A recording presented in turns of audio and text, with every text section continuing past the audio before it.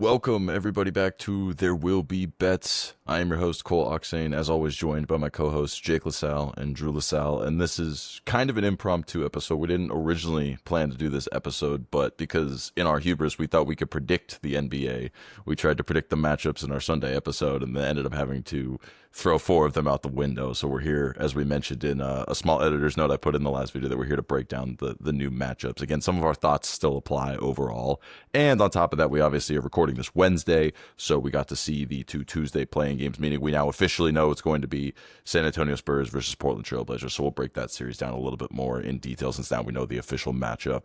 And then stay tuned. Coming out on Friday, we'll break down in some clips on our social media the Friday play-ins, and then we'll put out clips and everything else throughout the weekend until we get to our Sunday episode breaking down the first games of the official playoffs. So that's kind of what it's going to look like here. So we're going to get in, get out real quick, break down these series. We'll talk a little bit about what we saw last night. And guys, I think the big note out of last night is that somehow the Hornets survived despite Con Knipple being terrible and LaMelo Ball being a dirty tripper. I think Jake said it before we got on. It almost is inspiring to see the Hornets play that bad and move on.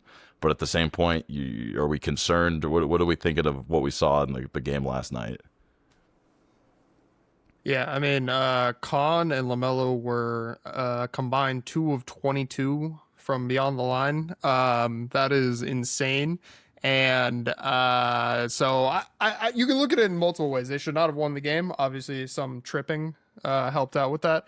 But they were going up against a decent defensive team. They will if it's the 76ers in the next round, they will probably be going up against a lesser defensive team. So you would hope that the shooting will take the next step and they might shoot a little bit better. So it could look good for them, but it does not inspire confidence. Yeah, it's a weird situation for me. I on the one hand agree with you, but on the other hand, I feel like we saw exactly what your fear is with young teams, which is obviously LaMelo had some big moments, but shot very poorly. Of all people, Bridges was the one that showed up the most for the Hornets. And I guess he's one of the more experienced players on that team, but they looked like a team with no playoff experience. That's what they look like. Now, maybe you got all the jitters out last night. Now they're going to be ready to go. But Drew, did you think the same thing, or did you see a different thing? I know you were the one who obviously called out Heat as the side you wanted to be on. They didn't get the money line home for you, but they did cover the number. Yeah, I think you hit the nail on the head. Lights look pretty bright, even in a home playoff game, we'll call it, for the Hornets and their young roster. And yeah, I mean, you lose your best player in Adebayo second quarter, and honestly were in control most of the way. Like, had different opportunities to put that game away, and I think you got to point the finger at Spoelstra a little bit. Like, I'm so sick of seeing drop coverage in the NBA. I don't know how it's still utilized. It's like just begging teams to have practice threes. And I know they weren't really hitting too many of them, but there's just sequences down the stretch there that allowed for some penetration and easy looks for Miller or for Bridges that ultimately got the Hornets back in that game. And yeah, disappointing season for the Heat. Obviously, you hate to go out with a whimper like that, not even in the 7-8 game, but in the 9-10 game. Yeah, we'll see. I think maybe it's time for the Heat to finally blow it up. They kind of were hanging around as the play-in team that could make it. Now they're the play-in team that can't make it. It might be time. I know, obviously, with all these other tanking teams, it's tough. And you think Bam Adebayo still has a few good years left, so maybe you can find a way to restructure the roster around him. I'm not. I know he played okay last night down the stretch, but like, I'm not a Tyler Hero guy by any means. I don't think he's someone you can build a roster around.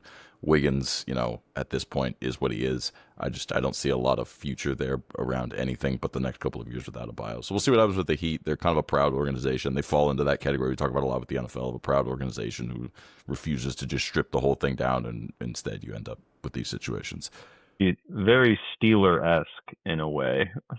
Yes, very Steeler-esque. And Spoelstra in a lot of ways is a Tomlin-type coach, if we're being 100% honest. So Had to bring up the Steelers. Yeah, it's been too long. We didn't had to go a whole month. The other perennial 500 team in the Cowboys. They don't win anything. What do we mean? The Heat have at least won some titles in the last quarter century. That is true.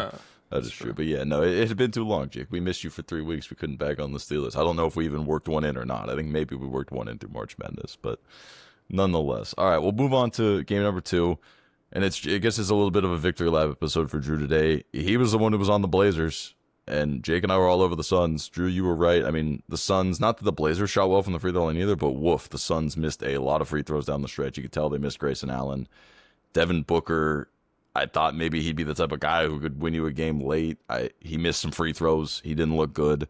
And I don't know what's going to happen with the Suns. We'll see who comes out of the play-in tonight, but I'm now inclined, if it's the Clippers, to think the Suns might be entirely out of this and be the first 7 seed to not only lose, but the first 7 seed to miss playoffs entirely. Drew, what did you see? Obviously, again, you had faith in Portland. Did it play out like you thought it was going to, or what are we thinking here? I mean, this was a game that I think kind of similar to the Heat. I think the Suns had many opportunities to put it away, and I'm so done with the narrative that Dylan Brooks is like this unbelievable, like superstar defender. That donut constantly is out of position on defense when it comes to help defense. I'm so sick of watching that guy play. I also really wonder if Budenholzer had ever watched a Trailblazers game the entire season, because they pretty much let Avila do whatever the hell he wanted to do in that game. Like, what an incredible performance from him. Really efficient. Like, really blown away at how many lanes to the basket he had in that game, and just how he was able to facilitate the different guys. But disappointing for the Suns. I think that once again, they're in a position of, do we just blow this up and start trading everybody and try to bring in any kind of semblance of draft capital over the next several years, when there's not a franchise in sports that's in a worse position than the Suns. At least Brooks shot 60% and 100% from the free throw line. I am sick and tired of hearing Devin Booker's name in the conversation of an elite player. This guy is incredibly mid, and he proved it last night. I'm sick of it. Yeah, not a good showing for Booker at all, especially in a 1-game sample size where, like, you could cement yourself. Again, not as, like, an elite player. We know he's not the high-tier, S-tier type player, but, like, that's the type of performance where, against the Trailblazers team who is young and inexperienced, you could easily have had your moment. And we really haven't seen him have a moment in a couple of years, but, you know, he fell back. And I mean, I was going to say it's such a disappointing game for the Suns that Drew was still thinking Budenholzer was the coach. That's how bad it was of a coaching performance it was. He threw out Budenholzer, and he was like, that's how bad it was. He thought it was a Budenholzer performance. So if that doesn't tell you what it was like to watch the Suns last night. So yeah, I don't know what's going to happen. I really don't. Like I said, I kind of lean the Clippers tonight, but who knows if it's going to be the Clippers. And we'll see what happens with the Suns. Chances are that it's one of those situations where they might be good enough just to take care of business and 1 of 2 games sneak into the playoffs. But I don't know. And I think I have to take back, I'll say, we're obviously not going to see it happen. I take back what I said. I don't think they would have ever been live in the Spurs series. I want to take that back right now. I would have been wrong. So I'm just going to put that out there. But luckily, I don't have to live to watch it. It's not a world we live in anymore. So that's good. Hey, you might get to live to watch them get swept by the Thunder. We'll see. Yeah, that's not going to be pretty. Shout out Jordan Ott. Yeah, Budenholzer still getting paid to not coach the Suns. Yeah, I mean, you're right about disaster of an organization. And what a year to be a disaster organization that wasn't able to tank. That's all these disaster organizations are going to get potential franchise players, and you're going to be stuck trying to figure it out with Booker for another year. All right, you guys. Well, if you are enjoying all the videos we're putting out covering the NBA playoffs, make sure you do hit that like button, hit that subscribe button as well. Hit the notification bell so you never miss out, especially when we're dropping episodes like this that might not always be expected. That way you're getting alerted whenever we drop stuff. It's going to be that way all throughout the NBA playoffs. You're going to want to get all of our coverage, whether it's these big episodes like this or our clips on the daily basis, especially once all the playoff series start over on social media everywhere. There will be bets. We'll be putting out our picks and props and all of that good stuff. Jake will have his rebound ladders back. We'll all be looking for different angles, so you'll want to stay tuned to that stuff moving forward and enjoy the ride with us all the way through June and the finals. All right, well, we've got 5 playoff series. 5 playoff series we're going to break down now that we have the official pairings and matchups. A couple of them are pretty gross. Some of them are worse than what we originally had thought they would be. Some other ones actually feel more intriguing. So we'll just go through East and then West, and we'll break them down. We are going to break down that 2-7 matchup of the Spurs and the Trailblazers now that we know what it is in the West. But we're going to start in the East. We're going to start with the Knicks versus the Hawks. This is one of those series where originally We were thinking it was going to be Knicks Raptors, and kind of didn't think that would be very entertaining. I actually think this could be a little bit more of an entertaining series now that we get the Hawks. The Hawks seem to be a little bit more lively than the Raptors, even if only by a smidge. But we're going to break this down here. We're going to talk series spread. We'll talk game-to-game basis. We'll talk props, any series-long props or game-to-game props we're looking for on this series. Overall, we'll just kind of get the thoughts. Jake, I know that you actually kind of reversed. You were big on the Knicks when we thought it was going to be the Raptors. Now you're kind of liking the Hawks, maybe potentially on the series spread. What are your thoughts on this series? And then, Drew, I know you're still on the Knicks, so let's hear both angles here. Yeah, I kind of think that the Hawks are a better matchup against the Knicks. I kind of like the physical matchup that they bring to the table there. So I actually think that they can steal a few games. I don't know if they can win the series, but I could easily see this going 6 or 7. Like you said, I think it's going to be a much more interesting series than it was if it would have been the Raptors. And then the other thing I'd throw out is I really like Jalen Johnson for lead the series in rebounds. I know that Cat is going to be chalk, but so I really like Jalen Johnson. I think he is a glass eater. He's a stat packer. And honestly, I could see him leading the series in points as well, and just carrying this team to make it a 6 or 7 game series. Yeah, I don't know. I don't think that the Hawks have an answer for Cat, even though he's not my favorite player necessarily. But I like the Knicks, and I like Cat to potentially lead this series in points. If you look at Cat over the last 2 years against the Hawks, and I know a lot of it or all of it is regular season, he's put up 30 in 5 of 7 games against the Hawks over the last 2 seasons. So I think you're going to see him early and often. I mean, we don't need to really speculate as to what the Knicks are going to do on offense too much, but I think these games could be very exciting games down to the wire. I don't think the Knicks are necessarily capable of just rolling the ball out and blowing out the Hawks over the course of 4 games, but I do think the Knicks get it done, and I think Cat is a big part of it. Yeah, I think Cat is the absolute key to this series. That's, again, no shock, like you said, Drew. Jalen Brunson is the best player for the Knicks, but Cat is the guy that makes or breaks their series. And the Hawks, like, especially on this win streak they've been on, or this big run they've been on in the late stretch of the season, have really leaned on a small ball lineup. Like, they're running a Kongu with the 5 a lot. I think that's a horrible matchup against Cat. I think you're just asking for him to feast on him. And even if they don't do that and they try to run a big lineup, they've been terrible in pick and roll, which is literally the only thing the Knicks do on offense is Brunson Cat pick and rolls or Brunson ISO. Like, that's just what their offense is, with guys outside to shoot. And on top of that, the small ball lineup has not yielded the best rebounding stats for the Hawks. And between Mitchell Robinson and Cat, I think there's a lot of opportunities for second chance points for the Knicks.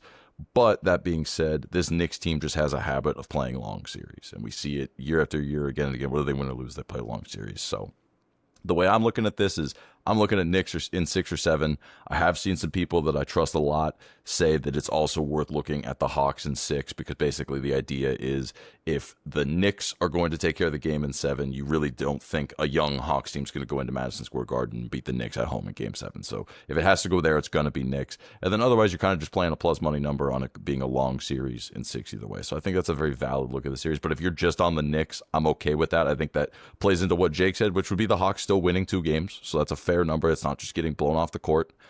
I kind of disagree with Jake a little bit. I wanted to be on Jalen Johnson because he's a stat number guy, but I just think that Cat is chalky for a reason, and I think he's going to put up an egregious amount of rebounds against the small ball lineup, and it's super chalky. So if you're not into that, I usually am not. Understandable. I kind of look at it as maybe you throw a unit on it and get a couple bucks back would kind of be the way I would play that. The one other thing I wanted to point out is that because of the amount of different shooters and the lack of overall like lethality in the 3-point lineup for the Knicks, I really like Nickeil Alexander-Walker to be the 3-point leader in the series. He's even money for a reason. He is an incredible shooter, one of the best 3-point shooters in the NBA. Hawks have relied on him a lot to get their 3-point volume up and going, and I think that there's not anyone on the Knicks who's going to put up such a high number of threes. It's really going to give him a ton of competition.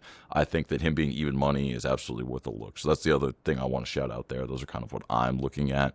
And then on a game-to-game basis, it's a thing. The Knicks first halves, especially at home, they're really, really good in the first half and very, very, very, very good at the first half again. against or at home. So something else to shout out there as well. But I don't know if you guys have any other thoughts or if we want to just move on here. I know, again, could be an entertaining series, but overall we think it probably is going to be the Knicks that move on.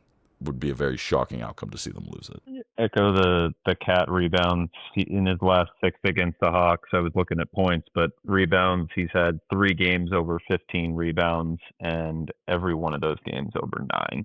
So, yeah, he's an absolute hound on the boards and should be a challenge for the Hawks all series. Jake, I see you smirking there. I know what you're thinking with Johnson. I think maybe some of the other counting stats, it might not be a horrible look with Johnson. I feel like rebounds, it's just going to be tough. Yeah, obviously Cat gets a lot of rebounds. Like Johnson also averaged 10 rebounds a game. So you're looking at probably like one's minus 2 something and the other's plus 300 probably would be my guess.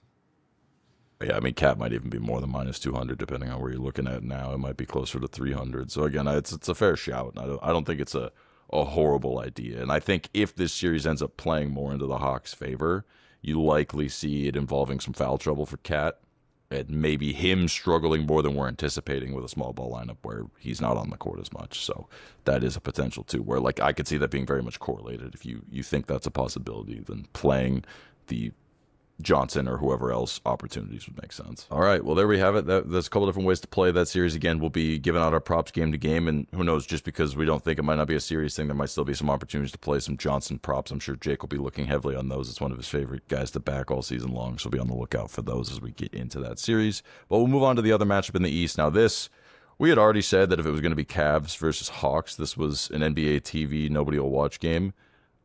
No one's going to watch this series. It's the 4-seeded Cavs versus the 5-seeded Raptors. I mean, you want to talk about a snoozer? This one's a snoozer. Nothing has changed since the opponent changed. I think we actually all got more confident here. But we're all on the Cavs, same as we were if it was going to be the Hawks. Any reason we shouldn't be looking at the Cavs here, guys? Anything you can think of? Or is it just purely Cavs and it's a matter of how many games it's going to take? Yeah, I really don't see anything. I really like the Cavs in this matchup. I would be looking at Cavs in 5 would be like, so I know you have the Cavs minus 1.5 games. I would definitely be looking at something like that and possibly even sweeping. It's just hard to sweep in a 4-5 matchup. Yeah, and I mean, so this kind of fits a couple of stats real quick. The one we mentioned on the last episode, it still applies here, is that when the 4 seed is more than 5 games ahead, or 5 games or more ahead against the 5 seed, that it usually ends up being the 4 seed that takes care of business, and it usually goes less than 7 games. So that still does apply here. Drew, I know you have some thoughts as well. Yeah, I'm in line with you guys on the Cavs. I will say, granted, it was, I think all 3 games were played before Christmas even, but I think the Raptors did go 3-0 against the Cavs this year.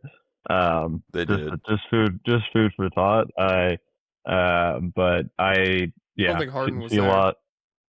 Yeah, correct. Harden wasn't in the mix. Obviously, a different team with him there, and we're focused on this series. But I can't help but see a little bit down the road into a potential Pistons matchup for the Cavs, and maybe the likelihood of the Cavs finding their way into the Eastern Conference Finals. Yeah, I know that's one that we'll have to break that series down if and when it happens, but I see the path.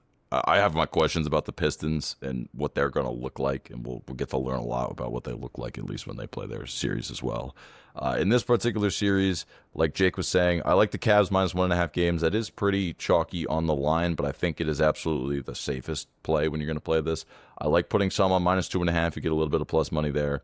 And then if you really want to take it up to like a full ladder type play, I think just say Cavs win 4-1 would be, the exact outcome I would look at there. And so that way you'd cover those other 2 numbers, but then you'd be putting a little extra on a gentleman's type sweep situation, or maybe, Cavs win 2 at home, drop game 3 on the road, take care of 4, come home, take care of it in 5 type situation.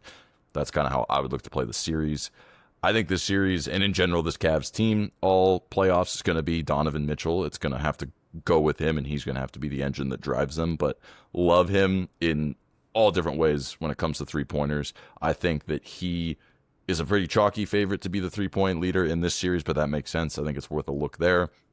I think looking at him game by game is great. I think looking at him to not only be the playoff leader in threes, if you have faith in the Cavs maybe making a run to at least the Eastern Conference Finals, that could be worth it. I also think that any of these fun props that these books are offering, where you can 5+ threes in a game, is something we all collectively have looked at. 4+ threes I've seen out there, whatever it looks like, or even his over under total threes in the playoffs. There's a ton of things out there. I think those are all ways to play this team. And then to kind of round out my thoughts on the player props on this side, I don't necessarily buy either Allen or Mobley as elite rebounders, and I think they tend to cannibalize each other's numbers when they play.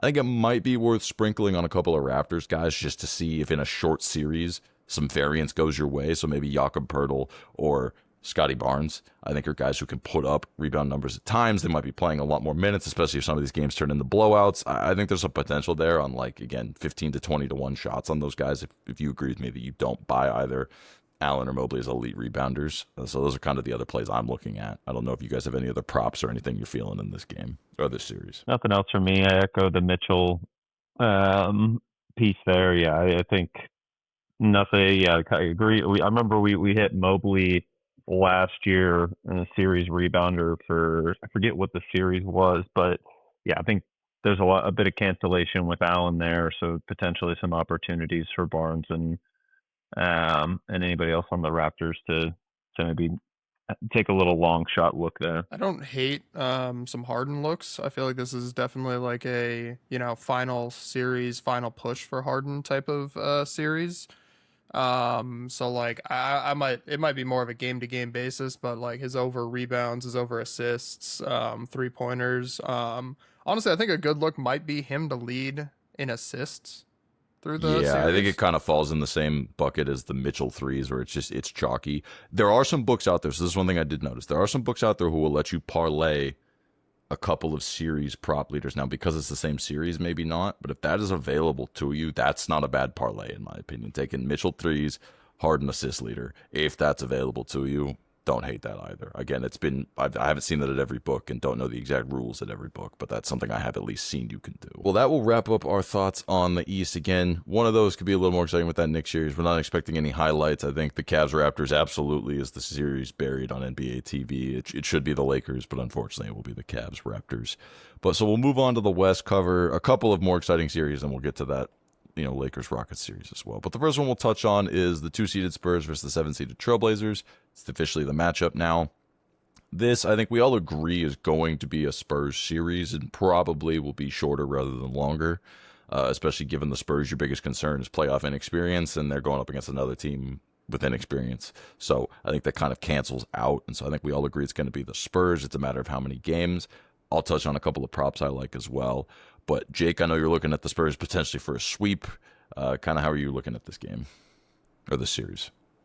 Yeah, I just think the Spurs match up really well. I know Klingon is a beast, and obviously like that bodes troubles for Wemby, but I think the Spurs just have so much depth, even if Wemby struggles, which I'll get into in a second. I still think that they can win in 4 or 5 games. We said it last podcast that I don't have any faith in the Trailblazers, and the Spurs are an actual team, unlike the Suns. So I'm going with the Spurs. But the other ones I really like Klingon, rebounds, and even block leader sprinkle on. I was looking at the data. Klingon's got 1.7 blocks per game.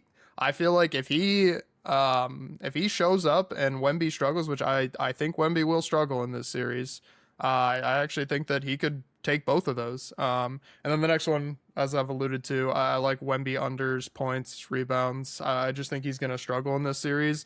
Younger player in the playoffs, it's just going to be like a more physical team and a very physical matchup in Klingon. I think it's going to be a tough series for him. I would like it noted that I was laughed off the podcast on Sunday for proposing Donovan Klingon blocks leader. I just want that known that I was laughed off the podcast. Drew, what are your thoughts on this series? Hard for me to gauge the Klingon piece.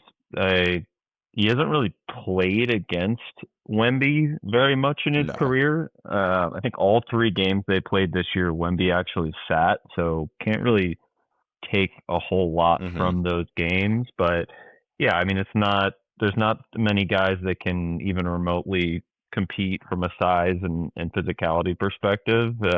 That's something maybe Wemby isn't fully versed in, and the playoff element as well, a little different. But I'm gonna have to sell my Blazers here, and this will be the end of the line for them. Good season overall, and a lot of drama coming in with the Chauncey Billups nonsense. So I think overall can't be too upset if you're a Portland Trailblazer fan. No, not at all. I think this whole series is them playing with free money. Again, will it amount to much? Probably not. But I think that they have nothing to lose. Even a couple of us thought they weren't going to beat the Suns. So I think you've already had a more successful season than you were expecting. I agree with Jake on the Donovan Clingan thing. It's totally speculative. Drew's right. They've never played against each other. It's more just me kind of speculating based on what you have seen Clingan do in his young career so far, and that's he rebounds. He actually averages more rebounds a game than Victor Wembanyama does. Now, again, he's not always rebounding against Victor Wembanyama, so that will change things a little bit. But I think that at plus money, with Wemby being a minus favorite, I think the value is on Clingan, not on Wemby. And then the other thing I will throw in there, and this is just looking at the games they played when Wemby wasn't playing this season, is that Julian Champagnie was actually a pretty good rebounder for the Spurs. So if you're going to take Clingan, I think also maybe throw just the smallest of small sprinkles on him as well, just in case. And basically then what you're doing is you're kind of fading Wemby, or maybe, again, we don't want it to happen, but Wemby sits out or gets hurt or things like that, right? Then now Champagnie becomes the main factor there, and who knows what's going on. But that's kind of the way I would play it, is take Clingan as the main and maybe sprinkle a little bit there. And then I agree with Jake. I think Wemby's unders game by game are absolutely going to be a look. I could see him struggling to score. If it's going to be against anybody, it's going to be against a 7'1" physical center like Clingan. So I think it's possible. And so, again, whether it's the rebounds, the points, anything like that, especially, again, if these turn into blowouts, they're going to sit him. Of all players, they're going to sit Wemby to make sure he stays healthy. So I could see that going in our favor as well.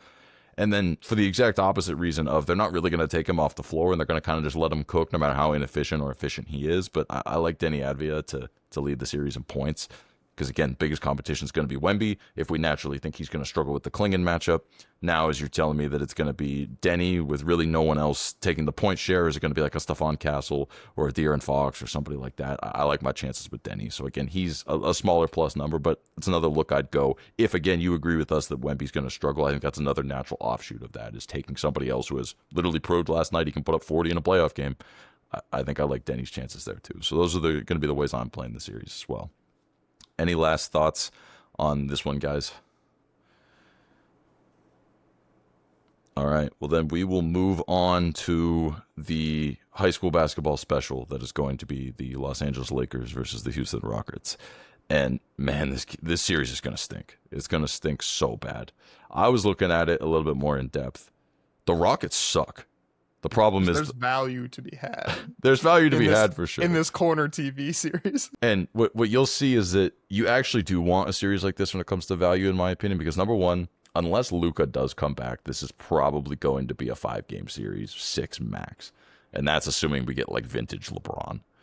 Otherwise, you're looking at a short series. The Rockets just don't score. They just kind of suck, and they don't shoot threes. So they don't score a lot of points. You're not expecting the Lakers to put up a ton of points without literally their 2 best offensive players in Reeves and Luka. I think that's what the series is going to look like. Drew, how are you playing this series? Anything you're looking at, or as a Lakers fan, are you just going to sit here and hope for the best? I mean, you said it. It's all injury speculation. If they can somehow squeak one of the first 3 games out, and they're sitting in game 4, and Luka pops back into the lineup and gives him 20, 25 minutes, anything can happen.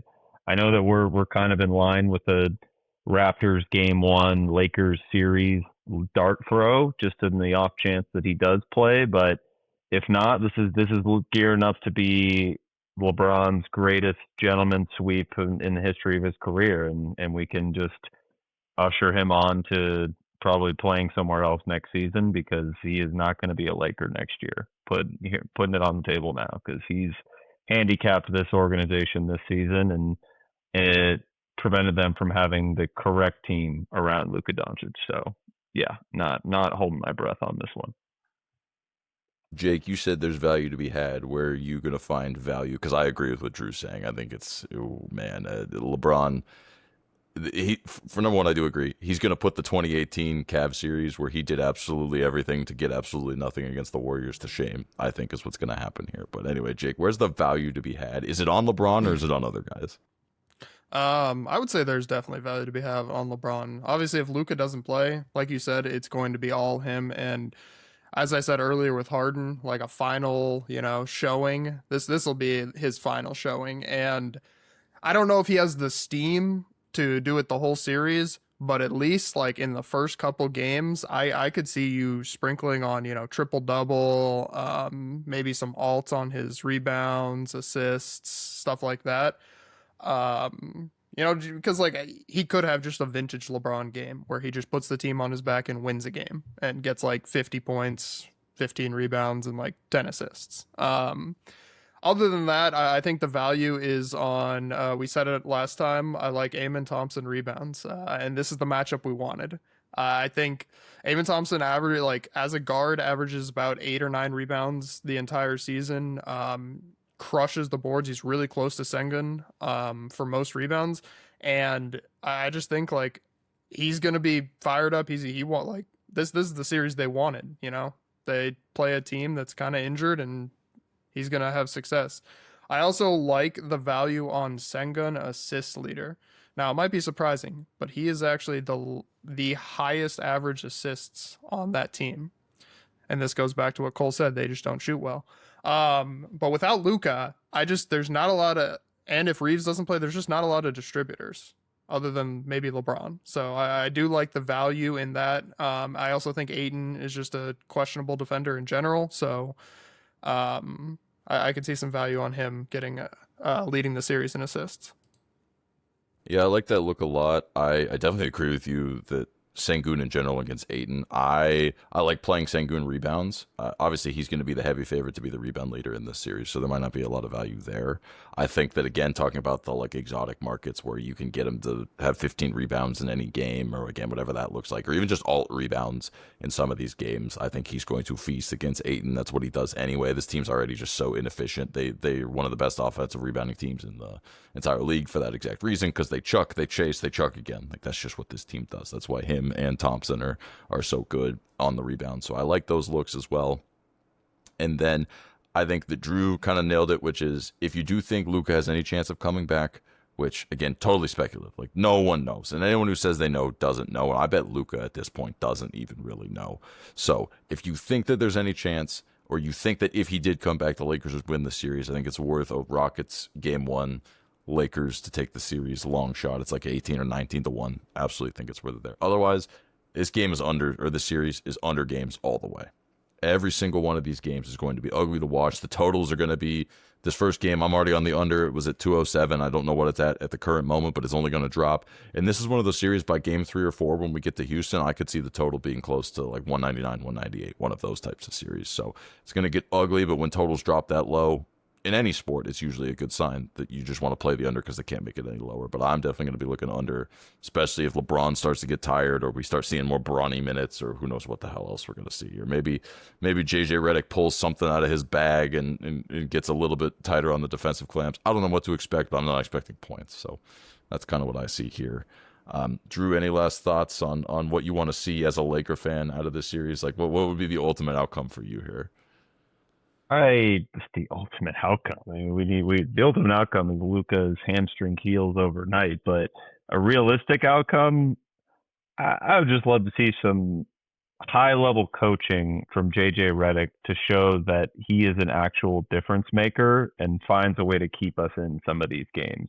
Because yeah, you can maybe count on LeBron backpacking one game and throwing up a crazy 40-point effort, but he just doesn't have that in him at this age anymore. He can maybe do it in like stretches of quarters. So you're going to have to be lights out defensively. I don't want to see any drop coverage nonsense. I want to see Bronny attacking the rim. Do not settle for threes. I will lose my marbles if he starts just hucking threes in transition or shooting over guys on the pick and roll. He's going to have to facilitate. Like that, to answer your question, when LeBron sits, and he will, he's not going to play 48 minutes, Bronny James is going to have to facilitate the action at times, which is a terrifyingly awful thought. But I think if this Rockets team is so bad offensively, and if I have to watch Bronny James and Ahmed Thompson have a 3-point shooting contest, I think we have a chance. I think that's well said. That bodes back to like what I was saying with the LeBron. I think the angle is you play his alts in the first couple games, and once he hits one, you just back off. He's gonna gas out. He'll have his one game. Yeah, over under how many games till the mystery injury of the year pops up for LeBron? Oh, it won't happen until they lose. Oh, Yeah, you know, if they're down like 2-0 or something, he's probably just sitting the rest of the series. No. After they get blown out in Game 5, you're gonna find out about how he has a high ankle sprain that he sustained in Game 3. Yeah, or he has a slip disc, and it'll be something crazy too. It's always like no human should have been able to walk on this, yet LeBron played the series.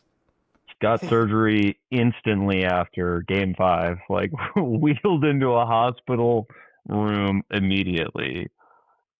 After putting up 40, 15, and 10 in Game 4. Yeah, correct. All right, well, I think that's enough on that series. We'll touch back in. Obviously, if Luka comes back, changes everything. We'll touch on that in more detail. But again, this and the Raptors series, you just gotta hope they don't play on the same night, or else that's an ugly night of television. So that's kind of what I'm gonna say on that one. But we'll move on to what I think might be the most intriguing series in the West, at least in the first round. And that's gonna be the 3-seeded Nuggets versus the 6-seeded Timberwolves. I think this is the type of series where if you've watched the matchups the last few years in the playoffs and in the regular season, your first instinct is that the Timberwolves have the Nuggets number. Now, this Nuggets team is a little different than we've seen in the last couple of years, but I am genuinely curious to hear what you guys are thinking, because I kind of went back and forth on how to play this series quite a bit. But Jake, I know you're kind of thinking it could be a T-Wolves spot maybe. So what are you feeling? Yeah, I've been, at least the beginning of the year, I was very big on the Nuggets. I thought they could have been a team that could win. And towards this end of the year, I just am not seeing it from them. They continue to drop games left and right and struggle. Now, they are definitely a better team than the Timberwolves, and they have the best player on the planet. So they're definitely, like, I would pick them to win, but I kind of have this feeling that like the T-Wolves might be live. Now that might be just dumb, but I just have this feeling like this is Ant's just, revenge arc. He's gonna come and beat the best player in the world to prove he is the best player in the world. And so that leads to my next statement, which is I will be taking Ant props the entire series. I like him to lead the series in points. I don't know about leading in rebounds. It's just Jokic is just Jokic. But for small value, I could see it. But I think they have a bigger shot than people might think. I think if you look at it with a blind eye, you'd say, "Oh, it's the Nuggets. It's Jokic. They're just gonna win in 5 or 6." I think the series could go 7. Yeah, I lean with the Nuggets. I do think that you'll see some competitive games, and maybe you see this stretch to a 6 or 7 game series. But I do think Jokic gets it done. I think there's a bit more talent around him than there is the T-Wolves with Ant. I'm never going to be a defender of Rudy Gobert. I think Naz Reid's a nice player, but yeah, I think ultimately too much Jokic. I do agree that you'll see Ant dictate everything for the T-Wolves on offense, as you would expect, in line with all those props. I think he could go for 40, 50 in one of these games, and would definitely sprinkle on those types of games happening for him. But yeah, too much Jokic. I think maybe more of a facilitator with Gobert in the mix in this series than a scorer. So maybe look for assist props on Jokic as well. Yeah, I definitely agree with that. I think like Jake said, I kind of wanted to see if there was an angle on the Timberwolves. It wouldn't shock me if they won the series, but I think the best way to play the series is Nuggets in 6 or 7. Again, Nuggets kind of have the same thing the Knicks do, where these last couple of years, they just play longer series no matter who they're playing, and I think give Ant the credit that he can at least force a game 6 is kind of what I think on this one. So I think that's the best way to play it. I think Drew's right. I think Gobert and the way the Timberwolves play Jokic traditionally, historically, is they try to make him a facilitator. They basically say, make everyone else beat us, and then at times that's why the Nuggets have struggled to beat them, is when the Nuggets supporting cast has not been there around Jokic. I think that being said, there's a lot of opportunities for, like Jake said, scoring props. I think Ant to be the scoring leader is the obvious choice if you're not going to go with Jokic. I think it's worth a sprinkle on Jamal Murray, too. Because by nature, if Jokic is being forced to be a facilitator, who's the guy that's going to carry the load offensively for the Nuggets, is Jamal Murray. And he's been on a tear, especially in the second half of the season, especially at the times when Jokic was out. He was filling that role. So I think there's absolutely worth, if you're going to look fading Jokic as the scorer, it's with both of them combined. The other thing I want to note, and this would not only be the path to success for the Timberwolves, but I think it makes for a lot of good prop spots, is Denver is, by design, willing to just give up as many corner threes as humanly possible. It's the way their defense is designed. This Timberwolves team has some guys who can hit corner threes. Dante DiVincenzo is great from the corner. I think him to be the three-point leader in the series is absolutely worth a look. I think every game I'm going to be looking to take his and probably ladder them. Same thing with Naz Reid and Jaden McDaniels. Both of those dudes shoot a lot of threes when they have the ability to get open. And again, if they're being left open in the corner, they'll take them, and these guys have hit them in the past. So I think all three of those guys are game-by-game looks, especially DiVincenzo is the guy I'm looking to be the three-point leader. And then I agree with these guys. Maybe you look at Jokic point unders. Maybe wait, see how game 1 goes to decide if that's how they're playing him for sure. But after that, I think you hold your nose and take those under 28.5, under 29.5 if it gets up over 30 in any of the games. I think you hold your nose and take it. Anything else, guys? I do have a bonus play that I'll mention here that links to a couple of these series. But anything else before we wrap up shop here on this series? I like that Murray look. He's averaging 31, 32 over his last 4 against the T-Wolves, so it speaks to what you're talking about and what I mentioned with the facilitation from Jokic rather than the scorer. So, yeah, I think that's worth a sprinkle. Yeah, no, I definitely, obviously, was the one that put it out there. Definitely agree. That's probably my favorite angle to look at in this series overall, is just ways to play Jamal Murray.